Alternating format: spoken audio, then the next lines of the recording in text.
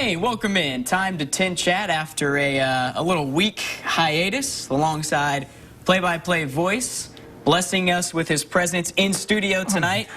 Mike Maz. My name is Peter Hood, and Mike, did you enjoy the All-Star break? You haven't had to see me in a couple weeks, so I'm assuming the answer is yes. Yeah, the answer is yes. I did get to see Justin Tuesday night in South Bend. Yes. As he did all the grunt work and had his camera with him and so forth.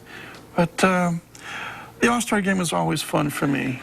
And obviously 3 Fort Wayne Tin Caps represented in the game, and one of them we did not see, Ryan Weathers, unable to pitch in the game, but the other 2 showed pretty well. Xavier Edwards leads off the bottom of the first with a hit, able to swipe second to get himself in scoring position. Unfortunately, he was stranded there. He finishes 1 for 3 on the night after starting at second base. Henry comes in the top of the 9th in what was a tie game, gets a big strikeout to keep it a tie game. After giving up a double. I wasn't going to mention that, Henry, but we'll let Mike point that out. But no runs allowed for Henry, so that's the good news. And again, he gets the strikeout. So those guys showed well, and at the end of the day, the Tin Cap squad, the East, gets the win. So all in all, a good night. Yeah, and it was a good show put on by the folks up in South Bend. We have to give them credit. Yeah. Of course, there was on the Monday night, there was the Home Run Derby, Fan Fest, where fans lined up. If you've never been to Fort Wayne Field in South Bend,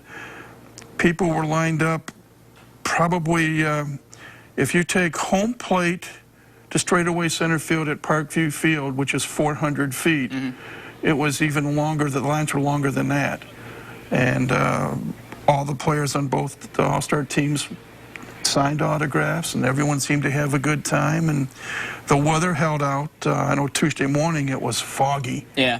And but then the fog burned off, the sun came out, temperature got to nearly 80 degrees, and as I say, over 7,400 fans, and they put on a good show. So like yourself, Mike, as you mentioned, Justin Prince was also up in South Bend on Tuesday night for the Midwest League All-Star game. There he had a chance to catch up with Ryan Weathers and Xavier Edwards to get their thoughts on what the experience was like. It was fun. I mean, it was cool to get out there with a lot of the guys on the east side and just get to know some of the new guys, and definitely a cool experience. I wouldn't say any part of it's been surreal, but I mean, it's definitely cool just to get out here. You know, a lot of guys who went back home for the All-Star break, but, you know, I'm here in South Bend playing the game that I love and all these guys love, and getting to know a lot of new guys. I'm sure I'll see along the road in this game. It's been good. You know, it's been a lot of fun. You know, South Bend's it's a cool city, and getting to hang out with Xavier a lot. You know, we've gotten even better friends, so it's been a lot of fun so far. What's it mean to be able to represent Fort Wayne in the Tin Caps? You know, it's awesome. It really goes back to the off season. You know, I really had a good off season. One of my goals was I wanted to be an All-Star, and to be able to accomplish that, you know, it's a big deal.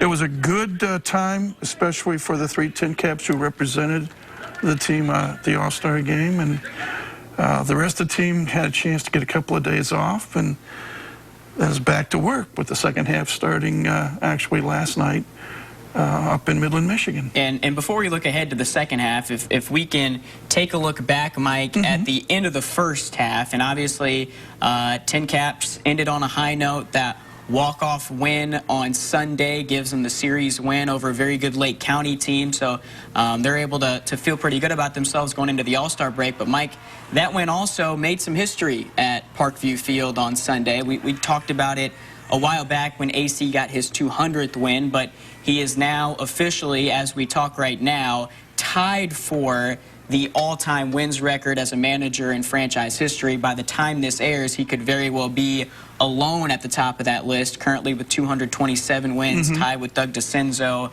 and there will be 2 games played by the time this airs. So we're talking about the all-time winningest manager now in franchise history, Mike. Yeah, and he's also the only person to be a former player and a manager for the same franchise in Fort Wayne. Remember, he played in the infield in 2008 and as a Fort Wayne Wizard. And as you say, he's got the record now. He's the longest tenured manager in franchise history, and hopefully, as I say, by the time this airs, you know, on Friday night, he'll be officially the winningest manager in franchise history.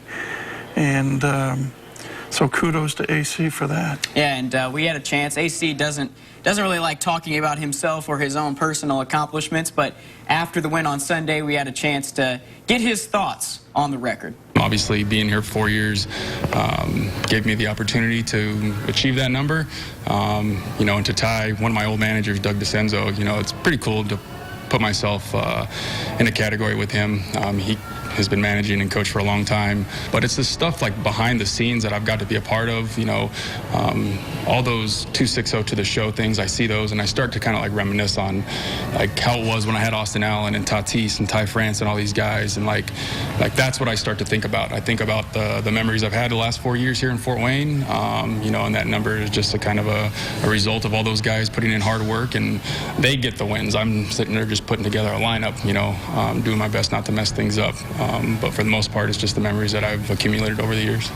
So, again, congrats to AC. Obviously, you and I both enjoyed working with him over the years, and cool to see him reach that milestone. And, Mike, his team's playing good baseball. As we start the second half, you and I have talked about how important it is, despite the fact that they didn't get that first half playoff spot, to be able to get some momentum as you get ready for the second half, and that's exactly what they did. They sweep Bowling Green, they come home, they win 2 out of 3 against Lake County. So I guess as you look ahead to the second half now for the Tin Caps, what do you feel like they were able to do well during that 6-game stretch heading into the All-Star break that they can carry with them over into the second half?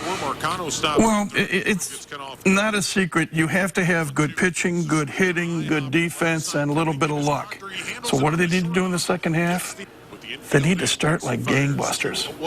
Now, the half starts on the 4-game road trip at Great Lakes. What I'm most anxious to see, the Loons won the first half Eastern Division title. Yeah. Second best overall record in the entire 16-team Midwest League at 43-24. Now, because they're already in the playoffs, how hard are they going to play in terms of trying to win games in the second half? They don't necessarily have to. They can concentrate on development. Where the Tin Caps, if they want to make it to the postseason for the 9th time in 11 years, they're going to have to not only develop quickly, they got to learn to win some more ball games. Now, they were 33-35 in the first half. They'll have to be over the 500 mark to have a good shot at making the playoffs in the second half. So it's a combo. You know, continue to work and develop and get better, and also learn how to win. Mike, appreciate you joining us as always, and we'll look forward to a good second half. And I look forward to seeing you next week. That's Mike Moss, play-by-play voice of the Fort Wayne Tin Caps. My name is Peter Hood. We appreciate you, as always, joining us for another edition of TinChattin. We'll have much more coming up in the locker room right after these messages.